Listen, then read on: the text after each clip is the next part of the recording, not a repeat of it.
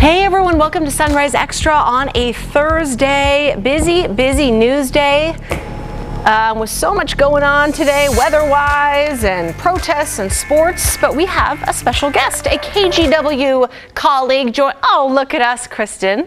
Whew. In our cheery yellow. Can I get a yellow shirt, please? I like this. Good morning. How you doing? I'm great. Always glad to join you guys. How are you? We are doing well. Hey, Director Brian, will you flip the camera so I can look at, there we go. Now I can see you up there. So Cristin Severance joining us this morning, bright and early, because you have been working so hard putting together a half-hour special on your huge project that you've been working on all year called Inside Woodlawn. Give people, if they haven't watched any or just a few snippets of Inside Woodlawn, tell people about your project. So Inside Woodlawn was something we started a year ago, and we pitched this idea to Portland Public Schools. We were inspired by this documentary done by our sister station in Minneapolis. So we pitched this idea to Portland Public Schools: let us spend 1 year inside one school. Much to everyone's surprise, they said yes, and they said, okay, you can do Woodlawn Elementary. We had no idea what the stories were going to be. This was Woodlawn's story. We just wanted to kind of get out of the way and tell these stories. And it became very clear right away that the common thread between all of the stories was really race and education. So, you know, and I had been on Sunrise so many times, and I know both of you have seen so many of these stories. We spent the entire school year talking about race, gentrification, Black Lives Matter, racial equality. So we had all these conversations all year, and now look at the world. Right. And now the rest of the world is really talking about all these issues. So we said, we have to sit down and talk with some of these educators about, you know, some of our past conversations, what's happening now, and really, you know, how they'll address all of it in the fall. And when you say you've had those conversations since the start of the year, you're talking about the start of last school year. So we're going back to almost 12 months ago, before any of us knew what the heck COVID was. There was no COVID-19 before all the protests that obviously have been happening in Portland this summer. So have you gone back and looked at some of those things that were said by the teachers and the administrators at Woodlawn, say last October, November, December, and how they really ring true today more than ever? Oh my gosh, it has never been more relevant. I mean, a lot of the teachers say to me, I cannot believe you chose this year. And it's so true. I mean, some of these conversations okay, let's talk about February. In February, we did a story on Black History Month. And many of the teachers wear, you know, Black Lives Matter t-shirts. And we did the story, and one of the teachers, CLEGG, was wearing that shirt in the episode. And it was controversial. There were viewers in February emailing us and calling us and, you know, saying, I can't believe he would wear that shirt. And we did a whole story on it. And now look at the world. You know, now look at everyone all across Portland having the Black Lives Matter signs and the t-shirts. We have a few sound bites, and that's really the best part of this project. You know, we know these teachers so well. We spent a year with them. The relationship is there, the trust is there, and so it really makes for some honest conversations. Let's listen to Lionel's soundbite, if Brian, the director, if you could cue that up.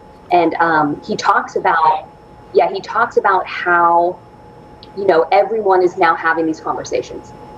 The fact that we're having a larger conversation around Black Lives Matter and all of these things is a start. The fact that they're putting these on, you know, in Washington, D.C., they created the street. They're done it in front of Trump Tower. Last we had a conversation, I think it was during Black History Month, you know, I was told by you that people were upset at the fact that I have shirts like this, you know, and my conversation around it then was the fact that, again, it's never been a question that all lives matter. We all know that. But the people that created this group actually wanted to put awareness to the fact that Black lives also matter. Luke 15 in the Bible talks about how Jesus had, I think it was 99 sheep, and one sheep was lost. He left the rest of his sheep to go for that one. It's not that he didn't care for those other sheep, but that one that was lost is the one that he's worried about at this point. And that's what our world needs to start considering and thinking about. It's not so much that we're trying to put someone on a hierarchy or a pedestal, but we're trying to ensure that everyone is kept after and looked after properly and equally. I say it's a small victory. I mean, ultimate victory is when everything can be equitable and we don't have to have a conversation around the idea of do Black Lives Matter or do all lives matter or anything to that effect. It's really when, again, that's a non-issue, is when there's total victory. So I'm happy for the progress, but we have a long, long ways to go. What an excellent way to have a discussion and to hear that point of view. There's no yelling, there's no fighting. I mean, he just explains it so well for those people, you know, who aren't quite understanding what that phrase means.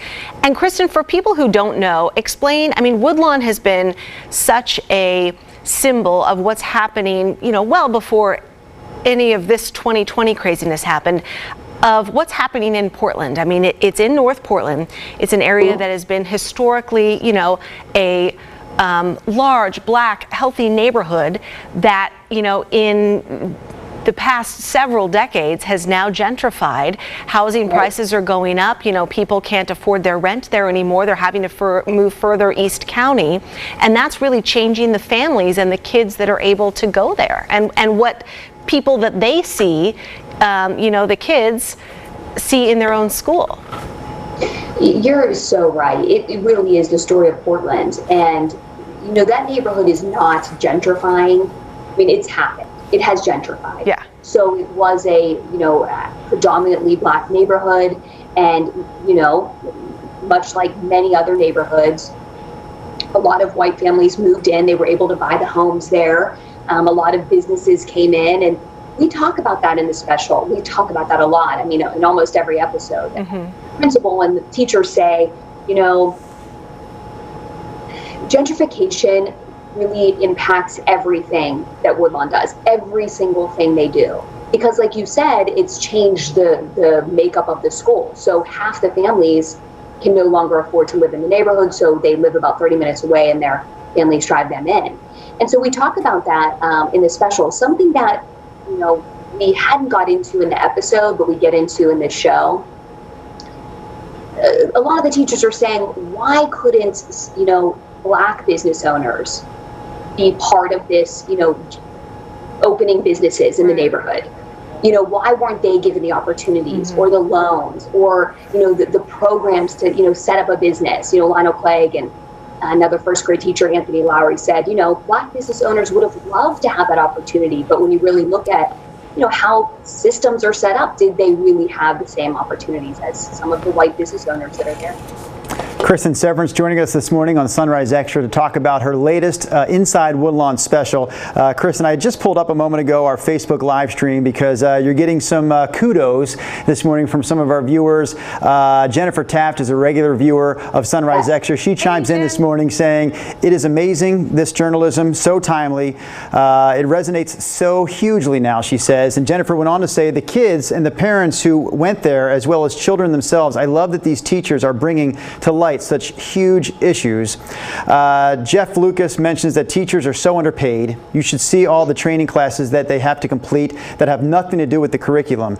They have to deal with things like depression, COVID, obviously now shootings, things like racism that we've just talked about. So your special airing, I want to make sure we have this right. The special airs on KGW TV tomorrow night. That's Friday night. But I would say perhaps more importantly, because that's like, you know, you had to be there at that time. More importantly, if you go to our YouTube channel, you can go back and see every single Inside Woodlawn episode that you've done so far, correct? Yes, exactly. And really, you know, YouTube is the best. You know, we love TV, and I hope you watch it Friday at 7 p.m. But YouTube is really the best place to watch it. I mean, you're right there. It's on your phone. These episodes are shot in, you know, by such a talented photographer, Dean Cotton. I mean, it's beautifully done. So yes, please go to the KGW YouTube channel. It will be the show will be posted Friday morning. Let's listen to another. Again, I mean, as you heard from I love hearing from these teachers. Yeah, set us up with the next one. Isn't it the best? Yes. I mean, all I can say is have an open mind and listen, and you will learn something. Let's listen to Mary Evans. I I forget what she says, but I know it's good, so let's listen to it. Okay. Until society begins to change in the way kids are being raised in their homes to think differently and to really be taught to believe and practice that everyone is equal, change won't happen because these behaviors then become generational. I grew up in a home with my mom and my aunt, who are both all-American white women, and my siblings and cousins, who are all from different countries and different states, and we are all people of color. Black, I'm Indian, Filipino cousins, my sister's from Haiti, we're from all over. I was in 8th grade when I told my mom, when she says she doesn't see color, that she doesn't see me. And the conversation I had with my mom was that if you don't see color, you don't see when I walk into a store and my bags get checked for stealing. You don't see those lived experiences. You don't see my brother, who is a black male, while opening his locker in high school and seeing a noose hung in it. If you don't see color, you don't see the fact that I get angry when Band-Aids don't match my skin tone. When you don't see color, you don't see these experiences that are taken for granted by so many people of your skin tone, because it's not something you ever have to go through. Cristin, it like almost makes me tear up right now. I mean, the music is so powerful, you know, that always helps a lot, but you just put yourself in these people's shoes, you know, and as teachers, and they're teaching our kids in our city, you know, like this is our local story, and it just, you know, puts a pinpoint right on this national discussion. I completely agree. And I mean, it's, again, this is what happens when you put a year into a project.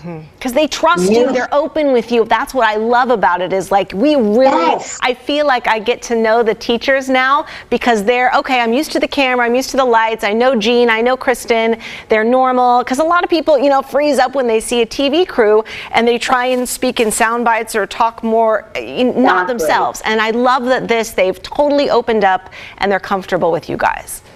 Oh, this is made for these rich, real conversations. I mean, look, the very first conversation was not like this. Right. They did not, I mean, when I said, oh, we'd like to spend 1 year inside your school, they were like, what? Excuse me? You know, aren't you the Classrooms in Crisis reporter? Haven't you done all these stories on violence in the classrooms? Which was true. And I said, I know, but just trust me, you know, we want to tell real stories. And they did trust me. And we really just got out of the way. You hear them. All we have to do is not get in the way and just let them tell their stories. I mean, Mary Evans, family community coordinator, her entire job at Woodlawn is to just help families. Anything a family needs, rent, bills paid. Oh, I mean, she works around the clock. Clothes, she goes clothes shopping, she finds programs for kids. And listen to her background, her family. She was adopted from India. All of her siblings are people of color. I mean, what a unique perspective on race. And every time she talks, you just listen. I always learn something when she talks. I do have a question for you, Cristin. First, I'll just mention Heidi Conroy watching right now on Facebook. Good morning, Heidi. She says, heart Woodlawn. She loves Woodlawn. She has a purple heart there next to Woodlawn. She loves this series. Where was the other comment I wanted to share with you real quickly, Cristin, because I think you'll appreciate it. Jean Schultz saying, really looking forward to this, speaking about your latest installment in Inside Woodlawn, which will air here on KGW Friday night. As we mentioned just a few minutes ago, you can see every single Inside Woodlawn episode on our KGW YouTube page. Can we go back to the beginning, though? Last fall, Cristin, and why you landed at Woodlawn. I'm sure there were a few schools that would have worked, so to speak, that would have fit the check boxes that you wanted to cover in this series, but why was it Woodlawn in the end? So a lot of people ask me that. PPS, Portland Public Schools, chose Woodlawn. Okay. So I pitched the idea to an administrator. I had gotten to know her through our other education stories on, you know, the Classrooms in Crisis series, and she picked Woodlawn. She said, okay, you can do it. How about here? And then we went there. I pitched to the principal, and we were off. Talk about the principal, though, because I'm thinking if you choose a school, if you're Portland Public Schools and you have all these schools to suggest to you, you pick that one, I'm guessing they must be in love with the principal there. Oh, yes, the principal's amazing, and the district did really like the principal and the school, but everyone was you have to understand this. You know, imagine if even if we're in TV and someone says to us, hey, we want to spend a year documenting life inside KGW, you're just going to be like, what? Excuse me? There's all these students, you know, there's families, the teachers are protective. So no, there was a lot of, excuse me, but after the first episode, I think everyone understood what we wanted to do. What's the latest with them starting up school? How were they kind of set up for virtual? I mean, I remember last spring, you know, PBS was busy trying to hand out the Surface tablets and stuff. How's Woodlawn specifically doing? They're getting ready for virtual. I mean, a lot of the teachers wanted to be virtual. You know, they did not want to go back in the classrooms just yet. So they're all getting prepared for that. Yeah, the end of this, and that's the best thing about Woodlawn. It's such a microcosm of all the other schools. I mean, everything happening in Woodlawn is happening in every elementary school, but we're just able to really, you know, go share these in-depth stories. Hey, before we go, let's listen to a couple more of the sound bites. Okay. Let's listen to first grade teacher Anthony Lowry. He gave me one of my favorite sound bites of the whole series. He said, you will not find two Black first grade teachers in the state of Oregon. He says, you know, we're like unicorns. So let's listen to him about tonight's special. I feel it's important because kids see what's going on. They hear it. Even in first grade and kindergarten, at an early age, they formulate ideas. So I think talking about that, letting them speak their truths, letting them, and then kind of just guiding them in the right direction, I think is going to be key. The reason we have these problems, I believe, because race was never talked about. You know, race was just something you learn from your parents, you know, whatever your parents taught you, or, you know, you may get out into the world and see some different things, but I feel that if you can plant that seed, especially at the primary level, that everybody's equal, talk about, you know, give them examples of, you know, how things have been wrong to certain groups of people, I feel that, you know, that's still very important. It is really powerful to watch. Quick kudos to your photographer, Gene Cotton, one of the behind-the-scenes guys here at KGW, who I know you love working with, Cristin. And really, it is the pictures sometimes in this series really tell the story as well as the words do. We have more words to share, though. So set up this next soundbite for us from Inside Woodlawn. Yes. Gene Cotton and Kurt Austin, both photographers on this project. So next soundbite, fourth grade teacher Jai Blair. He appeared in many of our episodes as well. Let's listen to what he has to say, and we hear a lot from him about some of the protests happening around Portland in tonight's show. Fourth grade teacher Jai Blair brought his 13-year-old twin sons and 6-year-old daughter to some of the protests. So race is a big conversation in our household. We talk about race a lot. And so just for them to see it, to hear my little daughter chanting, you know, the names of people that have passed and asking questions about, you know, why the police are shooting Black people, and seeing my sons leading chants during the protests, you know, for them to feel like they do have a voice and they don't need to feel ashamed or silenced. That, you know, when they come together in their community and you know, if there's something that is concerning, that they can share that voice out, has been great to see. Love it. Cristin, we have gotten a great comment from Heidi Conroy on Facebook. Her son goes to Woodlawn and is of mixed race. This school has been so loving and caring for him and all the kiddos. The teachers were already discussing racial injustice last year. Woodlawn rocks. And Joanne on Facebook, good morning, Joanne. She says this would be important to still follow during online teaching. Are you still filming? She wants to know. We set out to do 1 year in a school, but this was the craziest year of all time. So the principal even said, you're not stopping, right? And we're like, no, we can't. We have to continue this story. So yeah, we're going back in the fall. I keep saying we need to change it from Inside Woodlawn because no one's going in a school. But no, we will follow this school into this next year. We have to. I mean, we can't stop now. I mean, with all the distance learning and everything happening in the world, I mean, we have to keep telling the story. Good. It's a great relationship that we now have with Woodlawn. We're glad to hear that it's going to continue into the new school year. We do want to remind our viewers one more time, this latest Inside Woodlawn special is airing tomorrow night on KGW TV, 7 p.m., Friday night, 7 p.m. And as we mentioned earlier, it's really worth your time to check out the KGW YouTube page where you can find every single Inside Woodlawn episode that Cristin and company has put together since the start of last school year. A fantastic year-long project that is not over. You might say this is just the beginning. But this is the end. This is the end of Sunrise Extra on a Thursday. We do have to step aside. So, Cristin, thanks for joining Nina and I. And we'll see all of our Sunrise Extra viewers tomorrow right here.